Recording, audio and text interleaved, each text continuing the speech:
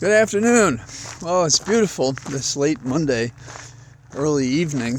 We're back from Johns Hopkins, and Holly had a test, an examination looking at her lungs, and afterwards she had a little bit of pain, but they gave her a little medicine and it went away. So now we wait and see what the samples suggest, but the lungs were clear, and that's all very good, especially since this is now 1 year after the operation. As for what else is going on in the world, well, let's talk about Trump.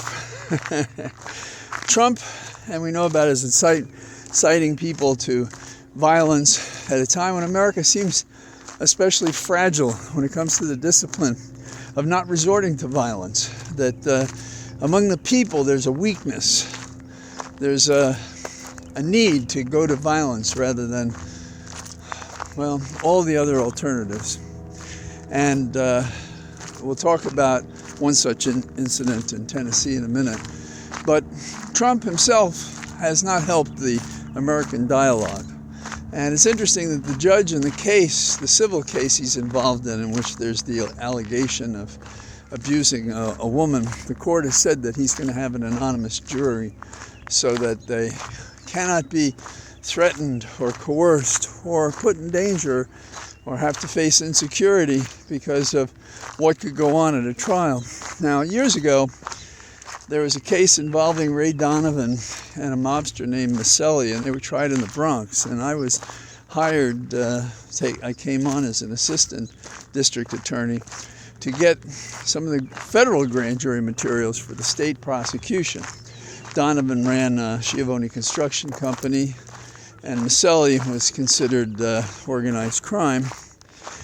And they were tried, and during the trial, there was interference with the jurors, and at the end, the jury was hung and couldn't return a result.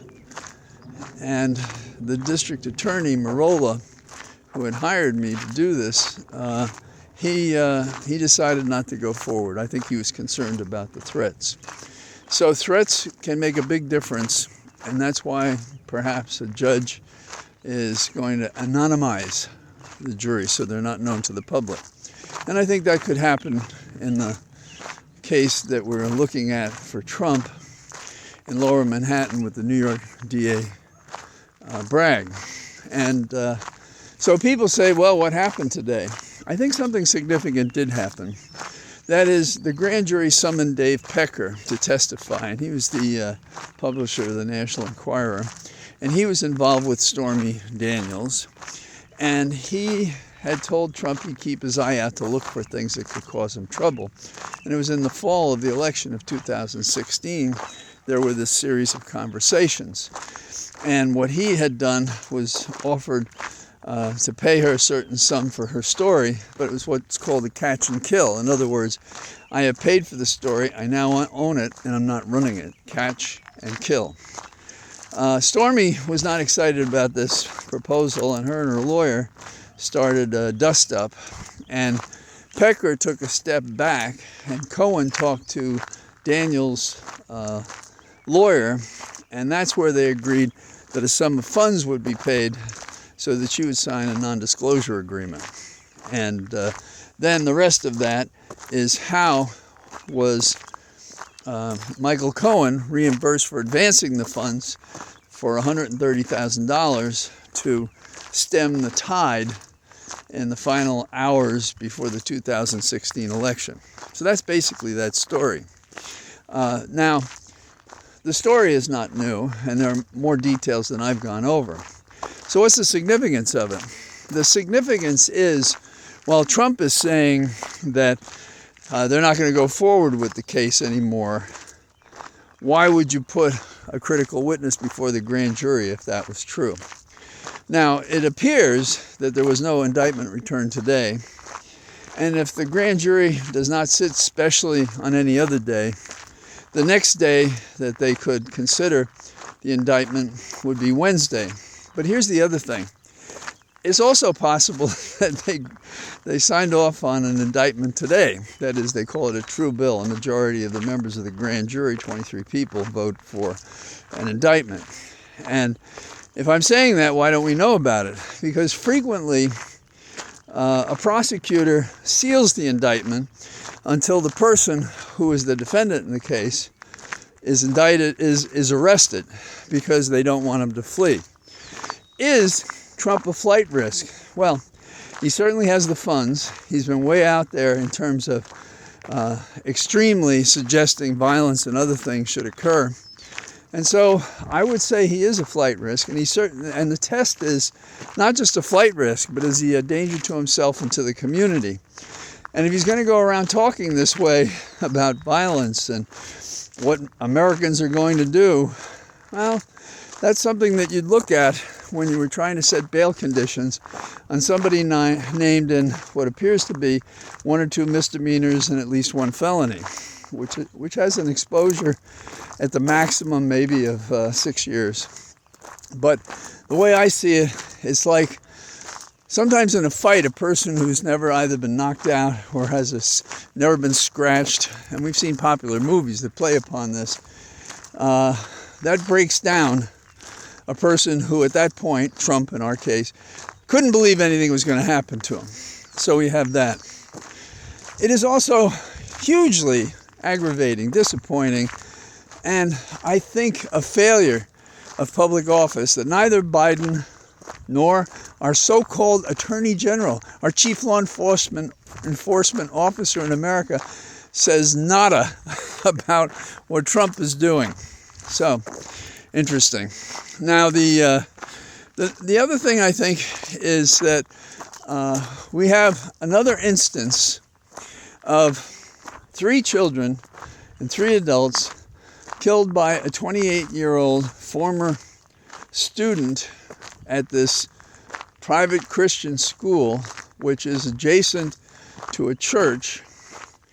And no one has said what the motive is, but consider, we already hear thoughts and prayers, no remedies, and they're going to tell us what happened to this person. And one of the things is, I think the person is transgender. So it's, what we got to do to protect ourselves is exclude all transgenders from the school. This plays into the right-wing disapproval of how people who have dissonant affectional preferences that don't mimic what different churches think should be the case. So we don't know the facts now, and we will.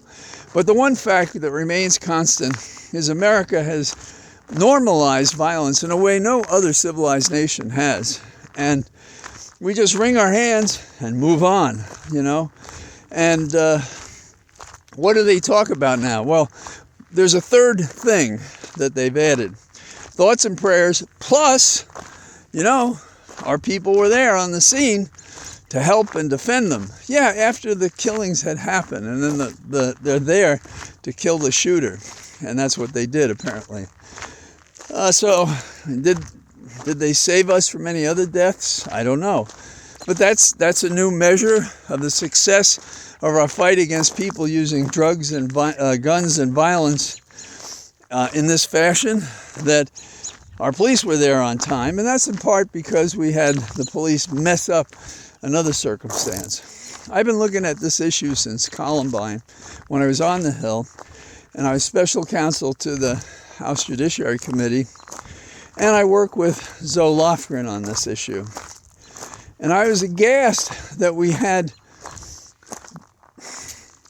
so many Democrats in our caucus that didn't want to touch guns at all, didn't want to do anything to avoid another Columbine. This goes back some time.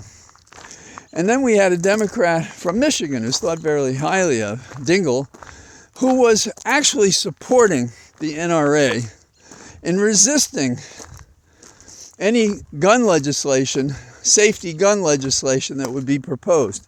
And he came to the Democratic caucus and he heard everything we were doing. Then he went over and talked to the Republicans.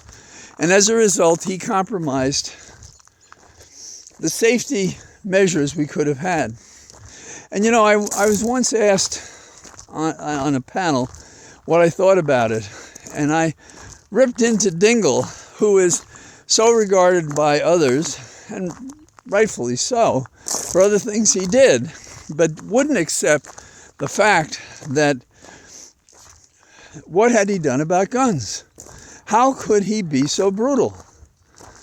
How could you be in favor of guns over children in school, or anybody for that matter?